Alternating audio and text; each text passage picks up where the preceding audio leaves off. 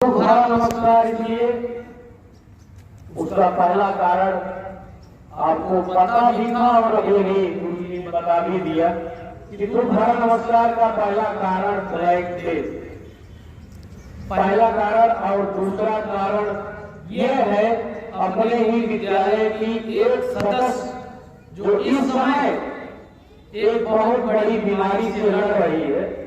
इन दो कारणों की वजह से आज की जो सुबह है वो हमारे लिए दुख भरा। दोनों ही समस्याएं और जो दोनों कारण हैं अपने आप में बहुत बड़े। पहला कारण ब्लैक डे जो आज के 6-7 साल पहले पाकिस्तान के अटैक के कारण 14 फरवरी सन 2019 को पाकिस्तानी आक्रमणकारियों के कारण हमारे देश के 40 नौजवान शहीद हुए।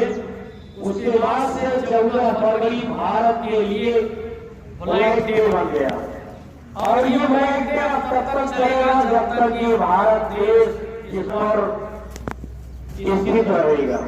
दूसरा कारण ये था अंशिया नाम की बच्ची जो हमारे विद्यालय की एक छात्रा है, इस समय वो एक बड़ी बीमारी से लड़ रही है।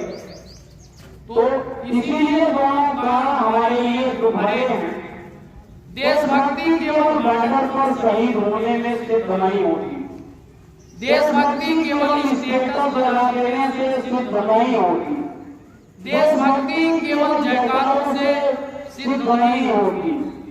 आप जिस स्तर पर हैं, जहां भी हैं, अगर आप देश के लिए थोड़ा सा भी योगदान करते हैं, आप जिस स्तर पर हैं वही आपकी देशभक्ति। अगर आप विद्यार्थी हैं तो आपकी विद्यार्थी बने, अगर अध्यापक हैं तो उनके लिए उनका जो कर्तव्य है और जिसमें उनकी देशभक्ति सिद्ध होती है वो है अच्छी तरीके से शिक्षण कार्य करना। यानी अलग अलग लोगों का अपना अलग अलग स्थान और कार्य है और अलग अलग कार्यों से उनकी देशभक्ति अलग अलग तरीके से सिद्ध होती।